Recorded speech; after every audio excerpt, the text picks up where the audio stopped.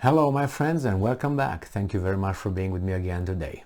I got an article here with some good news for some families and for the people involved in this article, which I'm talking about the people the article talks about. And these are the two Americans that were freed by the Russians, the soon-to-be millionaires. So this article comes from Next Shark, September 26, 2022. This is the title.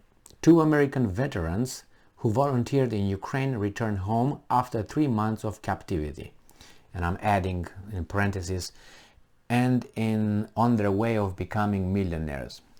Alright, so two American veterans who were reported missing in June have returned home safely after being held captive for 3 months by Russian-backed separatist forces in eastern Ukraine Donbas region. Alex Durkee, 39, and Andy Huing, 27, traveled to Ukraine separately as volunteers to help fight against the invading Russian forces. The two men missing on June 9th and were held captive by Russian-backed separatist forces in the Donbas region. Durkee and Huing were released to the U.S. Embassy in Saudi Arabia as part of a prisoner exchange. They arrived in the U.S. at JFK International Airport in New York on Friday. Before reaching the U.S., Diana Shaw, an aunt of Durkee, released a joint statement announcing that the two veterans were safely in the custody of the U.S. Embassy in Saudi Arabia, and after medical checks and debriefing, they will return to the States. Very good, very good. Shaw confirmed that Durkee and Huing were among the 10 prisoners from Morocco, the US, the UK, Sweden and Croatia. Saudi Arabia arranged the release of the prisoners held captive by the Donetsk People's Republic, the country said on Wednesday. Good for them. Blinken shows his face too. I'm not going to say what he says because he's going to just meow a little bit here and there. And Saudi Arabia facilitated the whole deal. Very good. Very good. Now, very good that these guys came back home. I made a video regarding their, captivity and so on. And one thing I can say that I admire their if indeed they went over there as volunteers, I admire their altruism. They went over there and they got enrolled in an army to face death for a value outside of their personal small interest as we all have it.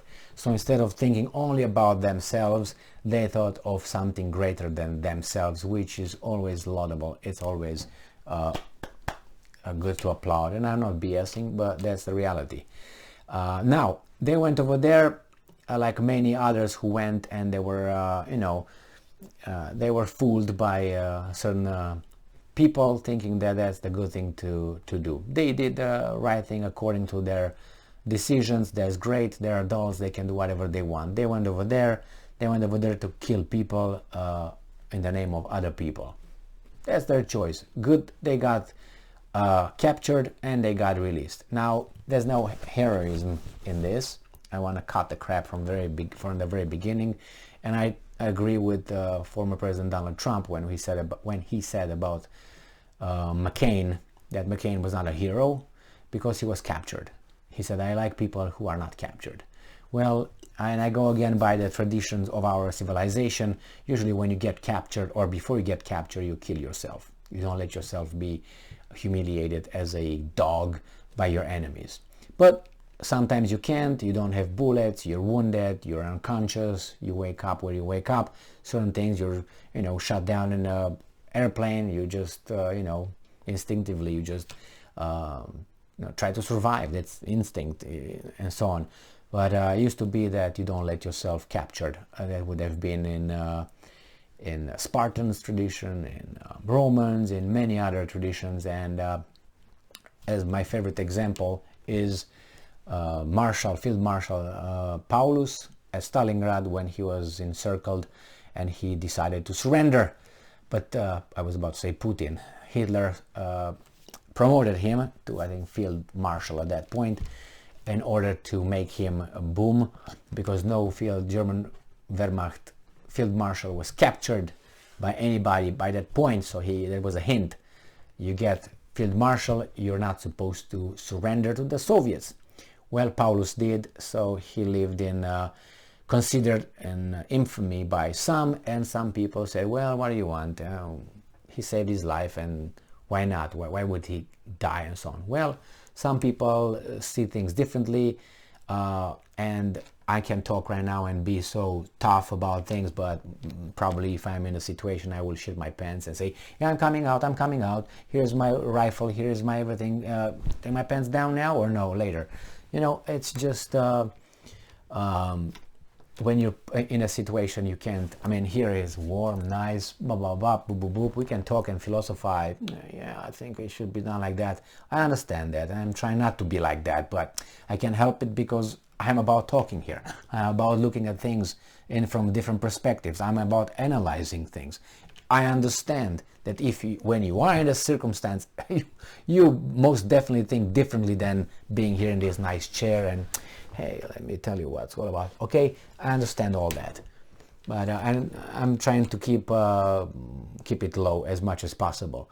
But on the other hand, as I said, I'm happy these guys return. Now, unfortunately, I would say, in our societies, besides the fact that tradition, that thing that was considered valuable and admired, you know, not to let yourself become a prisoner, was, you know, tossed in the garbage, because that means you have to sacrifice something, and you sacrifice and all that. But moreover, you come back here and you're seen as somehow as a hero, like McCain. I mean, McCain was hurt and all that by those Vietnamese and all that. I get them, but you still, you know, you had a chance to die or to go through that, and you choose that. You're not a... Anyway, I don't consider that you're a hero. You just wanted to survive for you, not for the country, for the, yeah, I'm surviving for my nation and my Purple Heart that I'm going to receive when I come back and become a millionaire, because I'm going to write 3 books, and I'm going to go and see all the guys at mass media, and they will invite me to their shows, and I will make, as I said, 3, 4, 5 books, millionaire, done. For 3 months, pounded in the ass, I can take it. Anyway, we don't know what waits for you over there, you know what I mean? But it's still, now the society promotes this kind of behavior and makes it like, oh my God, he's a hero, instead of saying, shush, go there, be happy, go and get a job. Be happy you're alive and you were not, you know, fucked deep inside and broke your intestines or something. Anyway, I'm talking shit now. So anyway, it's just, I'm saying, where are this kind of values? Remember that Spartan. When the Spartans decided to fight, the last stand over there with the 300 and so on, Leonidas, and that's a true story. I mean, it's not the movie and so on, Thermopylae, whatever you want to, however you want to pronounce it. A guy was left out. So that guy who was left out, he lived in infamy. He's not like in the movie when you saw him attacking, let's go and kill those Persians. No. He was shamed by each and every person in Sparta when he returned to his people. Why? Because he didn't stand over there to die. But people didn't understand that the circumstances were as they were. And he knew that he would be shamed. But now, you would be promoted as a king or something. But it's just different times. Now it's, I guess, it's based on what values you try to instill to people. Courage or victimhood. I'm not saying victimhood or courage. Anyway, I stick with courage.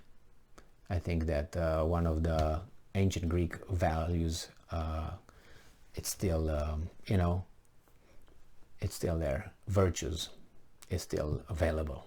And that's courage. Knowledge, moderation, temperance, you know, all this are there. And patience is right there. Wait until things will show that you are right. Thank you very much for being with me again today. Stay strong, stay smart, look for the truth, and be just and courageous.